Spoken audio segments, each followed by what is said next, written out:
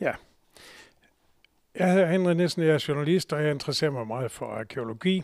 Og en af de ting, jeg har lavet en bog om for nylig, som hedder Hvad sker der lige nu? Hvad sker der lige her, hedder den.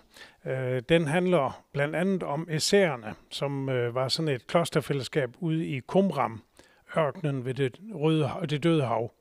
Og en af de ting, der bliver nævnt i forbindelse med det er, at de havde sådan en, der er blevet fundet omkring 800 ruller fra de her huler.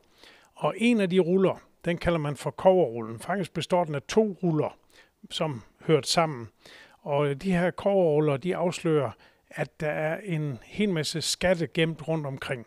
Faktisk så er der over 60 forskellige steder beskrevet, og at der ligger der så mange kilo guld, eller tons guld måske lige frem, og andre ting. Formentlig er der ting, der er fjernet fra templet, før Israel blev invaderet af en af de andre magter rundt omkring. Og så har nogen sørget for at skrive det ind i sådan en kobberrulle. De andre ruller derude, de er lavet på pergament eller på skind, men den her, den er lavet i kobber. Og det er der også nogen, der har syntes var veldig spændende og har skrevet en roman om. Der er for eksempel en roman, der hedder Kobberrullens Hemmelighed, som handler om, hvordan den her jagt på de her forskellige steder måske kunne føre til, at vi også fandt Pagtens Ark. Pagtens Ark, som de jo havde i ørkenen, israelitterne, da de vandrede rundt der. Og der er jo gemt nogle hemmelige ting i den ark, og det kunne jo være vældig spændende, hvis den dukkede op igen.